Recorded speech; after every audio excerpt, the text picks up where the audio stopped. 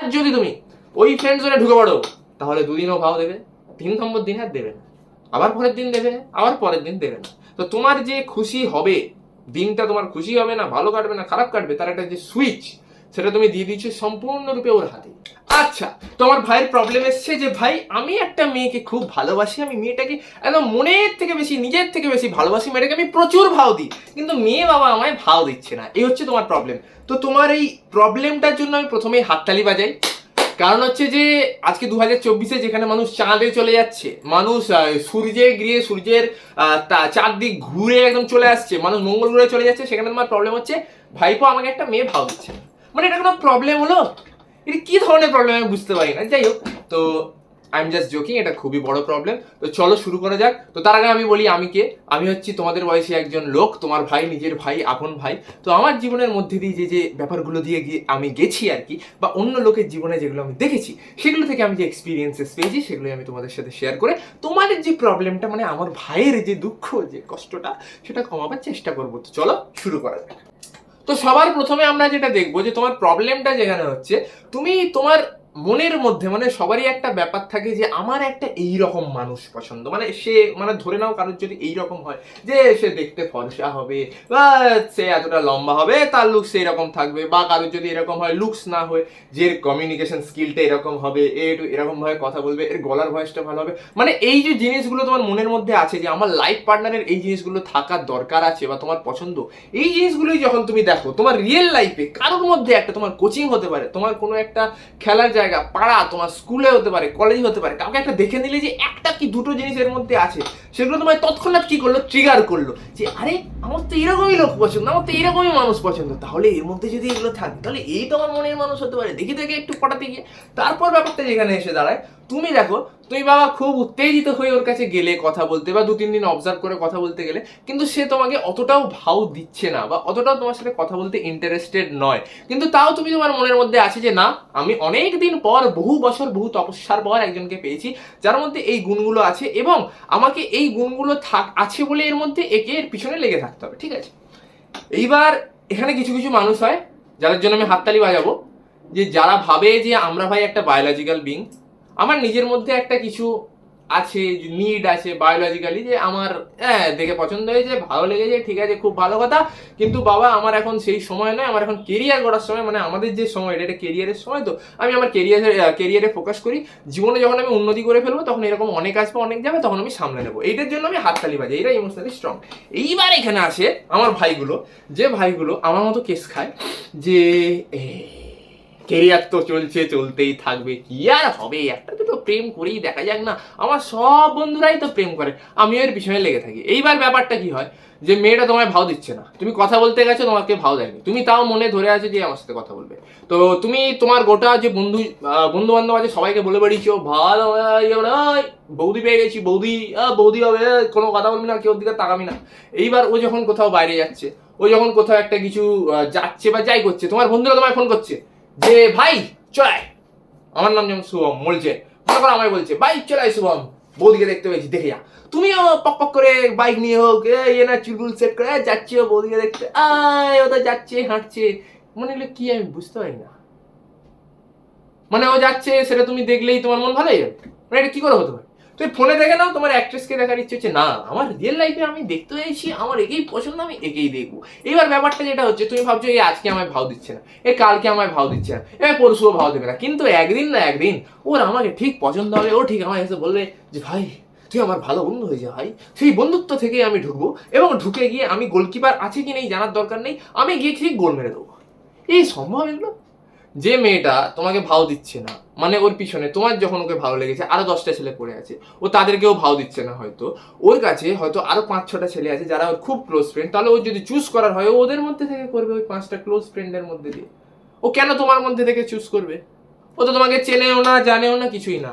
এই যে critical thinking, এইভাবে কেউ ভাবেই না, লাস্টে গিয়ে কি দেখা যায়, যে মেয়েটা হয়তো কিছুদিন পর একটা বয়ফ্রেন্ড হলো, তুমি দেখলে যে ওর বয়ফ্রেন্ড হয়ে গেছে, এবার তোমার মনে ফেটে গেছে, তুমি তো প্ল্যান করে রেখেছো আমার বিয়ে হবে, বিয়ে হয়ে আমার এই বাচ্চা হবে, আমি এখানে থাকবো, আমার এরকম ফ্ল্যাট হবে, এরকম সংসার হবে, তারপর তুমি দেখা গেল কি হলো, এ তো কিছুই হলো না, এই তো অন্য ছেলের সাথে পালিয়ে। তাহলে দোষটা কি হলো? দোষটা হচ্ছে তুমি আগে থেকে ওভার থিঙ্কিং করে হাইপটাকে ওই দিকে বাড়িয়ে দিয়েছো, ঠিক আছে? তো ও কিন্তু তোমায় কোনো সিগন্যাল দেয়নি, ওর কিন্তু কোনো দোষ নেই। ও তোমায় বলে দিয়েছে তুমি হাঁটো পাবো, ও তোমায় ভাও দেয়নি, কিন্তু তুমি নিজে থেকে এক্সপেকটেশন হাই করেছো। এইবার যখন তুমি দেখছো যে ওই এক্সপেকটেশন গুলো আমি ম্যাচ করতে পারলাম না, এখানে তো ব্যাপারটা উল্টো হয়ে ওর একটা বয়ফ্রেন্ড হয়ে গেল, তখন তুমি ধাপ করে নিচে পড়ছো রিয়ালিটিতে।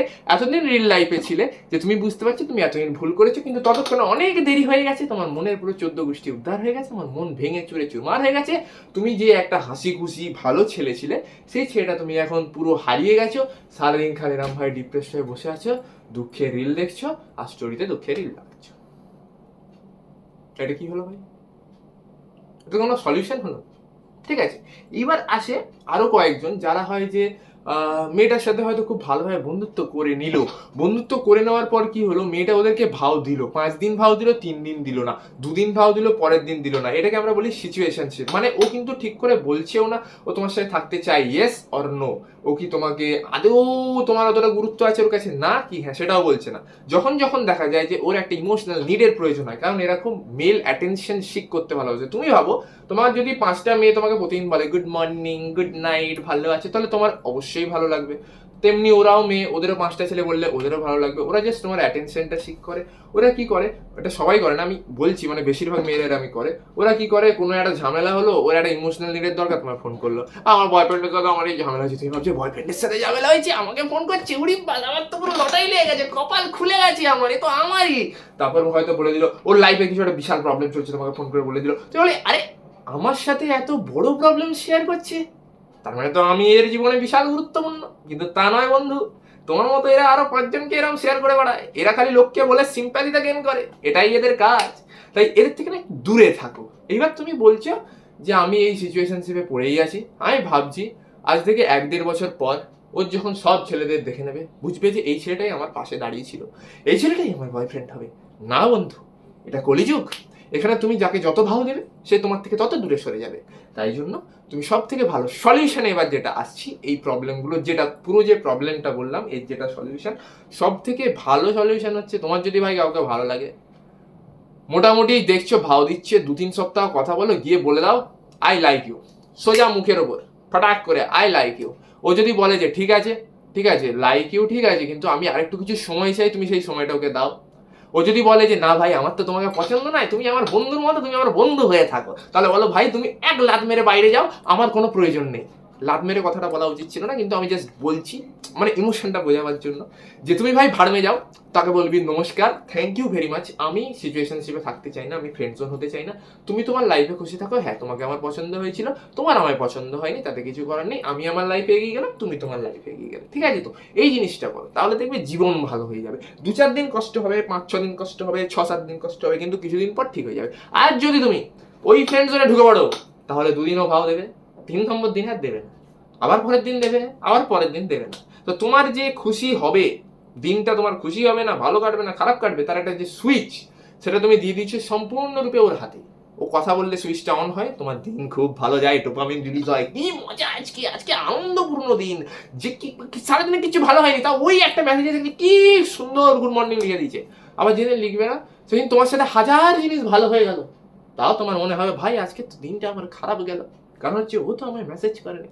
তাই নিজের যে ভালো লাগা খারাপ লাগা সুইচটা অন্য কাউকে না দিয়ে চুপচাপ নিজে ঘরে থাকো, মেডিটেশন করো, ভালো ভালো মোটিভেশনাল ভিডিও দেখো, সন্দীপ মাহেশ্বরীর ভিডিও দেখো, শ্বেতাব গাঙ্গওয়ারের ভিডিও দেখো, আর ওদিক দিয়ে আরো যারা আছে আমার নামগুলো ঠিক মনে পড়ছে না, ওদের ভিডিও দেখো, মোটিভেটেড থাকো, খুশি থাকো, জীবনে এগিয়ে থাকো। যে জিনিসটা তুমি পাবে দেখছো সিগন্যাল দিচ্ছে, ঠিক আছে তুমি এগিয়ে যাও, কিন্তু সেখানে পুরোপুরি এগিয়ে যেও না, 5% এগিয়ে যাও, বাকি 95% দেখো দিক থেকে আসছে কিনা। যদি আসে খুব ভালো, তাহলে ছেড়ে দাও, পুরোপুরি একদম নিজে গিয়ে একদম উল্টে দেবে, আমি সব করে নেবো, হয় না ব্যাপারটা, ঠিক আছে?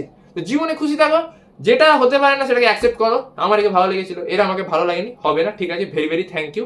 আমি আবার জীবনে অনেক, ভারতের জনসংখ্যা অনেক কোটি, আমি ঠিক ওই এক পিস ঠিক পেয়ে যাবো, একটা কাউকে ঠিক পেয়ে যাবো, এটা নিয়ে চলো। একটা অক্ষয় কুমারের ডায়লগ আছে, ওই जो लड़की मुझे चाहिए उसको हम नहीं चाहिए और जिसको हम चाहिए ও কিসকা চাইয়ে, এইরকম একটা। তো ব্যাপারটা কিছুটা এইরকমই, ঠিক আছে? তুমি সলিউশনের জন্য যেটা করবে সেটা হচ্ছে তুমি মেডিটেশন করতে পারো, মেডিটেশন করলে তোমার মন প্রাণ সব ভালো থাকবে, মাইন্ডের উপর খুব ভালো কন্ট্রোল পাবে। এছাড়াও তুমি যেটা করতে পারো, যেটা আমি বললাম, যে নিজেকে বোঝাও ভাই আমি একটা বায়োলজিক্যাল বিং, আমার কিছু ফিজিক্যাল বা ইমোশনাল নিড থাকতেই পারে, এটা সবার মধ্যে থাকে, অ্যাকসেপ্ট করো এটা। আর অ্যাকসেপ্ট করো যে ভাই আমার যে মেয়েটাকে ভালো লেগেছে সেই মেয়েটা আমায় পছন্দ করে না, এটা আমার কিচ্ছু করার নেই, এটা প্রত্যেকের একটা নিজস্ব ব্যাপার। মানে তোমারও কোনো মেয়েকে ভালো নাই লাগতে পারে, এভাবেই দেখো যে ওরও তোমাকে ভালো লাগছে না, তো এটাই তার কোনো দোষ নেই, এটা তার ভালো লাগছে না, ছেড়ে দাও, এটাকে অ্যাকসেপ্ট করো। এটা নিয়ে পড়ে থেকো না যে না আমাকে আমি লড়াই করে ঠিক জিতে দেখাবো, ওর চোখে ভালো হয়ে দেখাবো, কোনো দরকার নেই।